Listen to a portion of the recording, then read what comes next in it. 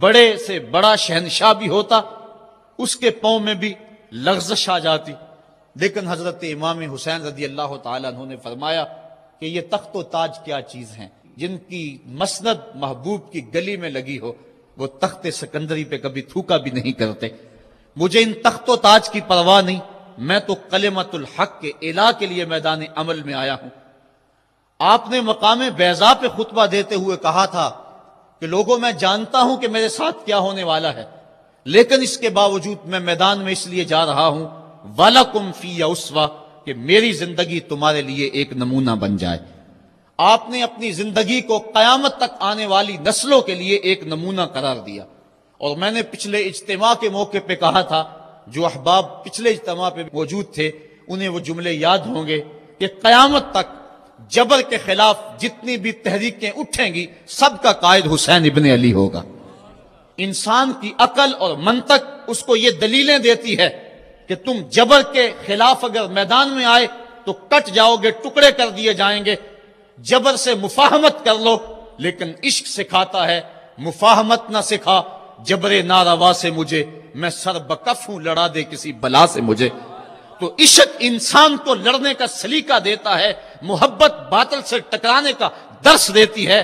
کہا میں اس کے باوجود میدان عمل میں جا رہا ہوں اس لیے کہ میری زندگی تمہارے لیے نمونہ بن جائے، اور قیامت تک لوگ میری زندگی سے راہیں تلاش کرتے کرتے میری زندگی کو نمونہ بناتے بناتے جبر کے مقابلے میں کھڑے ہو جائیں اور سرخروئی اور کامیابی حاصل پائیں۔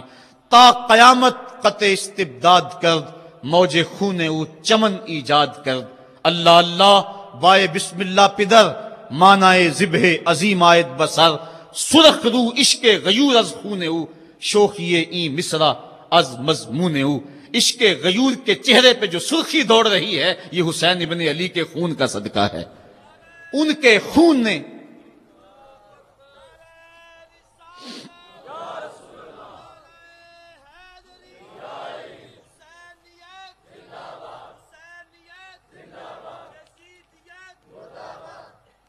آپ نے 9 کی شب کو چراغ بجھا دیے، کہا یہ میری جان کے دشمن ہیں، تم اگر جانا چاہو تو جا سکتے ہو، میرے بعد تمہیں کوئی نہیں پوچھے گا۔ لیکن جانثاروں نے کہا یہ کیسے ہو سکتا ہے کہ آپ کا ساتھ چھوڑ کے چلے جائیں۔ پھر عاشورے کی وہ رات جو درد و اندوہ سے بھری ہوئی رات تھی، ساری رات عبادت میں گزاری۔ ایک طرف شراب چل رہی ہے اور دوسری طرف آنکھوں سے عشق رسول کی مستی چھلک رہی ہے۔ تہجد کا وقت ہوا، نماز تہجد ادا کی، شہزادہ علی اکبر نے اذان پڑھی، اور کربلا کے ریگزار میں ان کی یہ آخری باجماعت نماز تھی۔ ریگستان کربلا کے ذرے گواہ ہو گئے ان کے سجدوں کے۔ آج کائنات کا وہ انوکھا باب رقم ہونے والا تھا کہ صدیاں جس پہ ناز کریں گی۔ فرشتوں نے کہا تھا مالک تو خلیفہ بنا رہا ہے انسان کو، یہ تو لڑائی کرے گا، سجدے تو ہم کرتے ہیں۔ آج فرشتوں نے بھی دیکھنا تھا کہ سجدہ کرنے کا جو انداز حسین ابن علی کا ہے، فرشتے اپنی زندگی کی ساری کمائی اکٹھی کر لیں، حسین کے سجدے کی زکوٰۃ بھی نہیں بن سکتی۔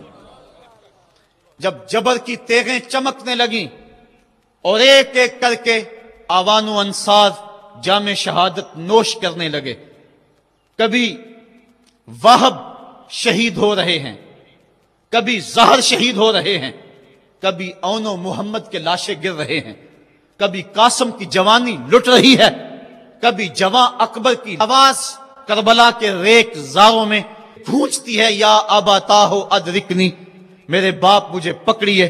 تو حضرت امام حمام دوڑ کے جاتے ہیں اور اپنے جواں بیٹے کی لاش کو کندھوں پہ اٹھا کے خیموں تک پہنچا کے ہاتھ فضا میں بلند کرتے ہوئے عرض کرتے ہیں ربنا تقبل منا ھذا القربان، مالک حسین کی یہ قربانی بھی قبول کر لے۔ معصوم علی اصغر کو ہاتھوں میں لے کر جب سوئے فرات بڑھے اور 2 شاخہ تیر ان کے حلق میں پیوست ہوا، چلو میں خون لے کر آسمان کی طرف اچھال کے کہتے تھے مالک میری یہ کمائی تھی، یہ بھی تیرے راہ میں قربان کرتا ہوں، حسین کی یہ ننھی قربانی بھی قبول کر لے۔ اب آیان و انصار اور اہل بیت کی ایک ایک کلی کربلا کے اندر کٹ گئی۔ فاطمہ کا سارا چمن اجڑ گیا، مصطفیٰ کی آل میدان کربلا کے اندر کٹ گئی۔ اب امام حمام ہاتھ میں تلوار لیے میدان عمل میں آئے، اور آپ نے جو آخری خطبہ دیا تاریخ کے اوراق میں موجود ہے، لوگوں میرا حسب و نسب پہچانو میں کون ہوں، میں کون ہوں، مجھے پہچانو، جلدی نہ کرو، ناحق خون اپنے ذمے نہ لو، میں وہ ہوں جو رسول کریم کے کاندھوں پہ کھیلتا رہا ہوں، اور مجھے حضور نے لوریاں دے دے کے پالا ہے، میں حضور کی زبان چوسا کرتا ہوں۔ اس وقت دنیا پر کسی نبی کی بیٹی کا بیٹا موجود نہیں، میرا حق پہنچانو۔ لیکن اشقیاء کے آنکھوں کے آگے اندھیرا تھا۔ عمر بن سعد جو رے کی حکومت کے لالچ میں سب کچھ کرنے کے لیے تیار تھا، وہ حضرت سعد بن ابی وقاص کا بیٹا ہے، اور یہ وہ صحابی ہیں جن کے لیے حضور کہتے تھے فدا کا امی و ابی، اے سعد میرے ماں باپ تیرے اوپر قربان ہوں۔ غزوہ احد کے موقع پہ حضور ان کے لیے کہہ رہے ہیں، لیکن آج وہی میدان میں نکلا ہوا ہے۔ حضرت امام حمام امام حسین رضی اللہ تعالیٰ عنہ پھر میدان عمل میں آئے، اور پھر دشمنان اہل بیت کے ساتھ جس جرت اور پامردی کے ساتھ آپ نے لڑائی کی، اور آپ کی تیغ براں جس طرح ان کے سر کاٹتی اور ان کا خون چاٹتی رہی، تاریخ کے اوراق میں وہ روشن باب موجود ہیں۔ آواز آ رہی تھی، یہ کون ذی وقار ہے، یہ کون شاہ سوار ہے، لباس ہے پھٹا ہوا، چھدا ہوا، کٹا ہوا، لخت لخت کٹا ہوا، پھر بھی ہے ڈٹا ہوا، یہ بال یقین حسین ہے، یہ نبی کا نور عین ہے۔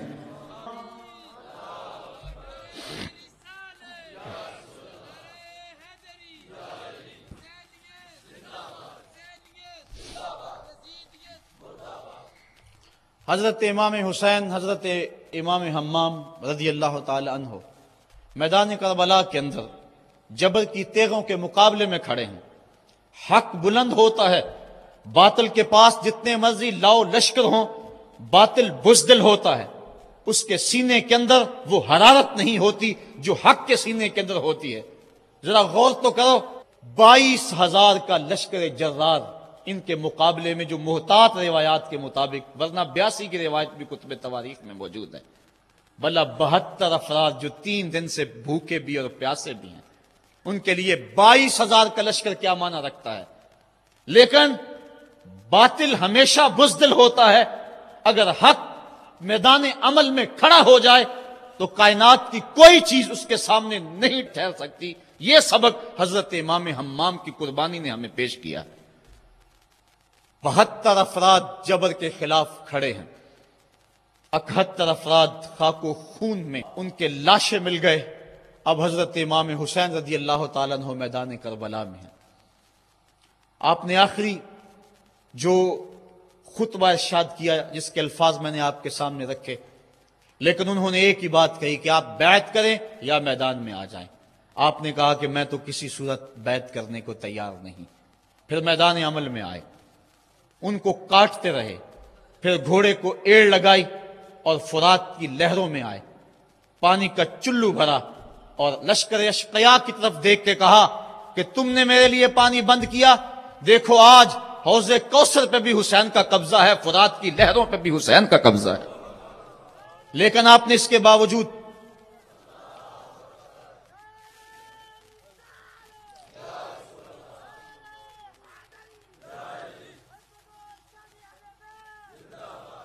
حضرت امام حمام حضرت امام حسین رضی اللہ تعالیٰ عنہ نے پانی پیا نہیں۔ ان کو سکینہ کی پیاس یاد آ گئی ہوگی، جس طرح حضرت علی اصغر پیاس سے شہید ہوئے، وہ منظر یاد آ گیا ہوگا۔ اور دوسری بات یہ تھی، یہ امتحان تھا، اس لیے حضرت امام حمام نے پانی نہیں پیا، لیکن ان کو بتلانا مقصود تھا کہ اگر میں چاہوں تو یہ پانی پہ قبضہ کر سکتا ہوں، اور پھر یہ ساقی حوض کوثر کے نواسے ہیں، اگر یہ اشارہ کرتے تو کوثر کی نہریں چھلک کے کربلا کے میدان میں آ جاتی۔ لیکن امتحان دینا مقصود ہے، مصطفیٰ کریم کے ہاتھ میں اٹھے ہوئے ہیں، اللہم آت الحسین صبرا و اجرا، اے اللہ میرے بیٹے حسین کو صبر بھی بخش دے، اجر بھی بخش دے۔ حضرت امام حمام رضی اللہ تعالیٰ عنہ جبر کے مقابلے میں ڈٹے ہوئے ہیں، آپ کی تیغ براں ان کا خون چاٹتی رہی، پھر انہوں نے یک بارگی آپ کے اوپر حملہ کر دیا۔ حضرت امام حمام نے اس حالت کے اندر بھی اپنی زبان کو روکا اور زبان سے ہائے تک نہیں کی۔ آج شہادت حسین کو تماشا بنا کے رکھ دیا گیا ہے۔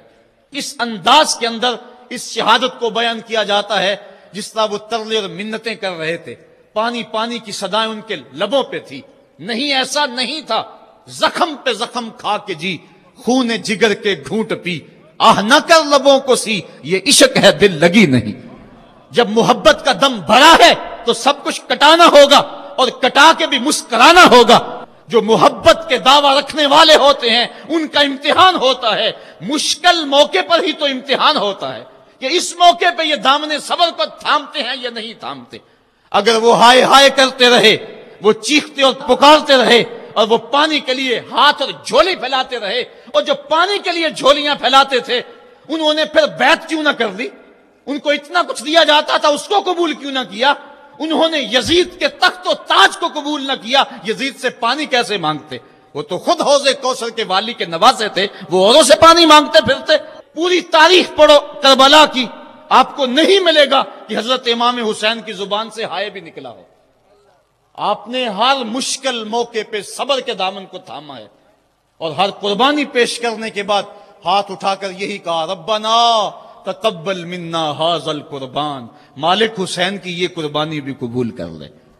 اس کا یہ مطلب نہیں کہ یہ دکھ کم تھے، اس کا مطلب یہ نہیں کہ مظلومیت نہیں تھی، وہ مصیبتیں تو اتنی تھی کہ پتھر کا کلیجہ بھی شک ہو جائے، کائنات کا کلیجہ چاک چاک ہو جائے، لیکن اس کے باوجود چونکہ ان کے صبر کا امتحان تھا، اور جب آپ کے اوپر پہم تیر برسنے لگے، محتاط روایات کے مطابق 33 زخم تلواروں کے آپ کے بدن پہ تھے، اور 34 گھاؤ نیزوں کے آپ کے جسم پہ تھے، بلکہ بہت سارے نیزوں کی انیاں ٹوٹ گئی تھی جسم میں۔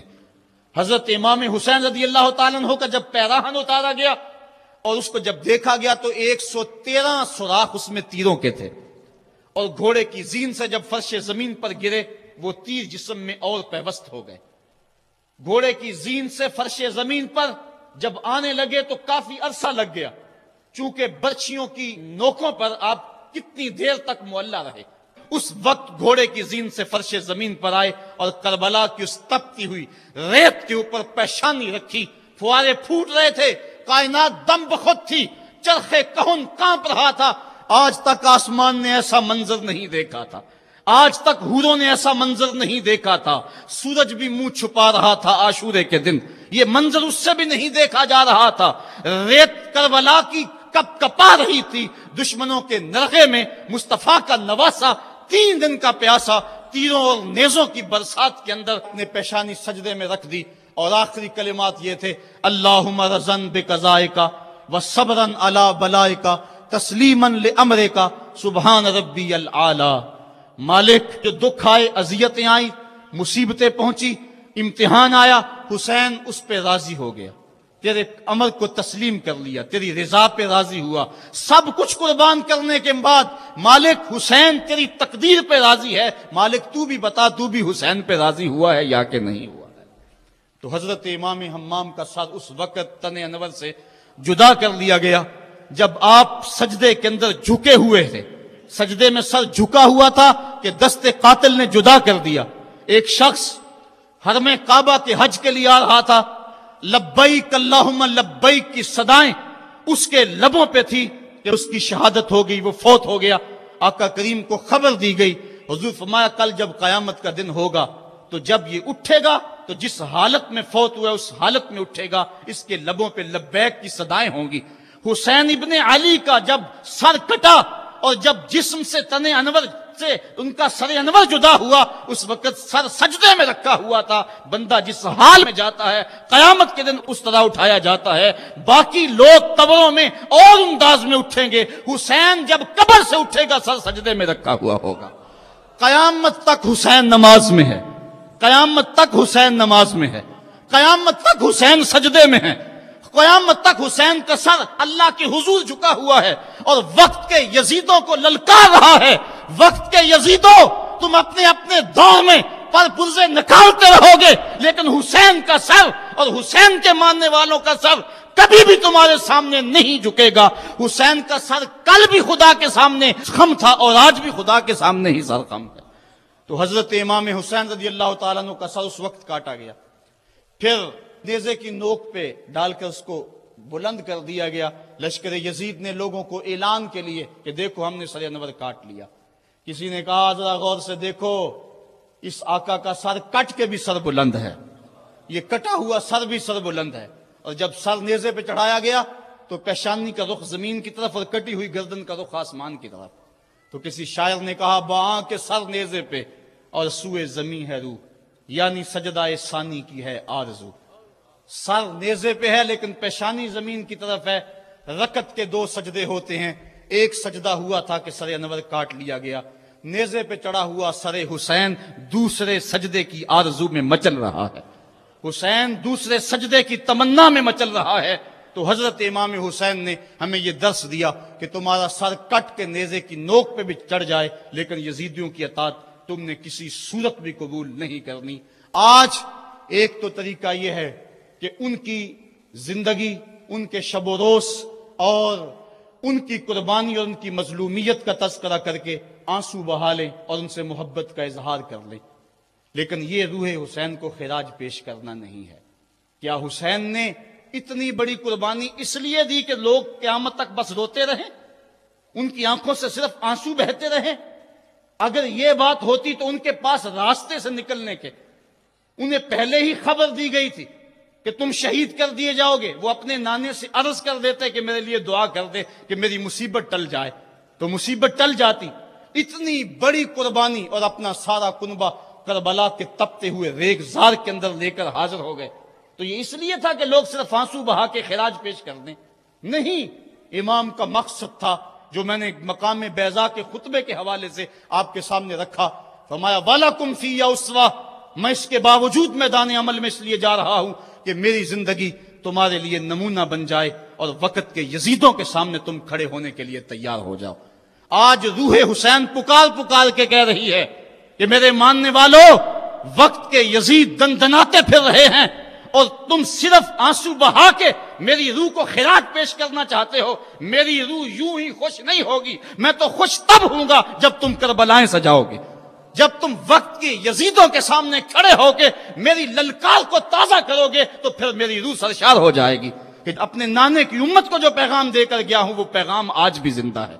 کربلا کا مقصد یہی نہیں کہ ہم اس دن کو ایک یوم سیاہ بنا دیں اور چند لمحوں کے لیے چیخو پکار کر کے پھر وقت کے یزیدوں سے ساز باز کر لیں، نام حسین کا لیتے رہیں اور کام یزید کا کرتے رہیں۔ وہ کیا کسی نے کہا تھا کہ نوحہ خوانی سے فقط ممکن نہیں تیری نجات، اور بھی کچھ کہہ رہی ہے رزم گاہ کائنات، کر رہی ہے سرزمین کربلا شرح حیات، تک رہی ہے چشم حسرت سے تجھے نہر فرات۔ راہ حق میں اب جنون سرفروشی عام کر، اس طرح روشن حسین ابن علی کا نام کر۔ حسین ابن علی کا نام اگر تم نے لیا ہے، حسین کا نام لینا اس بات کی دلیل ہے کہ بندہ جبر کے مقابلے میں کھڑا ہے۔ حسینی تو تبھی کہلائے گا، لیکن اگر قافلہ یزید میں ہو اور نام حسین کا لیتا ہو، وہ تو فرزدق نے بھی کہا تھا حضرت میں کوفے سے پلٹ کر آیا ہوں، میں نے دیکھا ہے کہ کوفے والوں کی تلواریں یزید کے ساتھ ہیں، دل آپ کے ساتھ ہیں۔ اگر تلواریں یزید کے ساتھ ہوں اور دل حسین کے ساتھ ہو تو اس کو قبول نہیں کیا جائے گا۔ جب کوفے والے رونے لگے، جب یہ مقدس اور ملکوتی قافلہ کوفے کے بازاروں میں داخل ہوا اور وہ شہزادیاں جنہوں نے بازار بھی نہیں دیکھا تھا، ان کو بازار سے جب گزارا گیا، وہ سیدہ زینب، لوگوں ایک بات کہتا ہوں، حضرت امام حسین نے کربلا فتح کیا اور سیدہ زینب نے دمشق فتح کیا۔ سیدہ زینب نے قیامت تک کی عورتوں کی لاج رکھ لی اور قیامت تک کے لیے درس دیا کہ اگر باطل کے سامنے حسین نہیں جھکا تو باطل کے سامنے زینب بھی نہیں جھکی۔ زینب کی عظمت کو بھی سلام، حسین ابن علی کی عظمت کو بھی سلام۔ تو جب کوفے میں داخل ہوئے اور وہ رو رہے تھے، ان کی آنکھوں میں آنسو تھے، تو حضرت امام زین العابدین نے کہا کہ اب تمہارا رونا کیا معنی رکھتا ہے؟ کیا تم نے خود ہمیں بلایا نہیں؟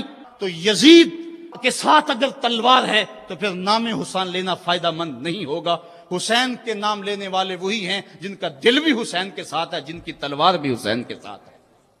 آئیے وقت کی کربلا میں پھر حسین کا کردار ادا کرے۔ آج بھی گلی گلی یزید دندنا رہے ہیں، کچھ مقامی یزید ہیں، کچھ بین الاقوامی یزید ہیں۔ آج نبی کے دین کی قدروں کو پامال کیا جا رہا ہے۔ دنیا کا سب سے بڑا یزید بش ہے اور اس کے حواری ابن زیاد ہیں۔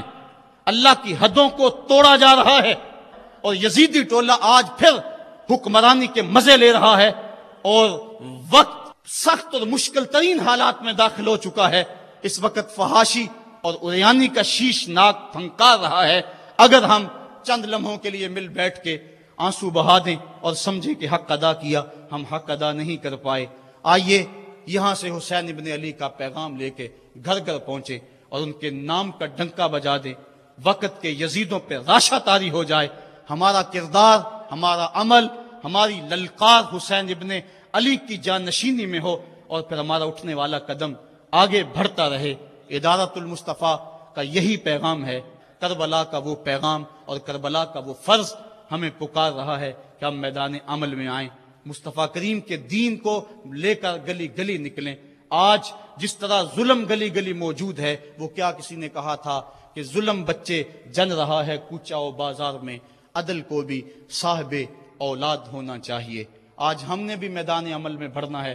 ادارت المصطفیٰ کے پلیٹ فارم سے درس قرآن کی جو تحریک اٹھی ہے، وہ حق کی آواز ہے، اور پاکستان کے طول و عرض کے اندر یہ نعرہ مستانہ بلند ہو رہا ہے کہ ہم قرآن کا پیغام لے کر گلی کوچوں میں جائیں گے۔ آج کا پیغام آپ کو دینا چاہتا ہوں، ہم راہی جہد و عزیمت کے منزل پہ جا کے دم لیں گے۔ ہم راہی جہد و عزیمت کے منزل پہ جا کے دم لیں گے۔ میدان عمل میں نکلے ہیں، باطل کو مٹا کے دم لیں گے۔ ہم دہر کے ظلمت خانوں میں قرآن کا نور پھیلائیں گے۔ ہم کانٹوں کی ہر بستی میں سنت کے پھول سجائیں گے۔ ہر گھر میں عشق رسالت کے ہم دیپ جلا کر دم لیں گے۔ ہم راہی عزم و عزیمت کے منزل پہ جا کے دم لیں گے۔ ہم وارث شیخ مجدد کے شاہوں سے بغاوت کرتے ہیں۔ ہم وارث شیخ مجدد کے شاہوں سے بغاوت کرتے ہیں۔ ہم وقت کے ہر ایک اکبر سے اعلان نفرت کرتے ہیں۔ ہم خادم دین محمد کے ایک رب کی عبادت کرتے ہیں۔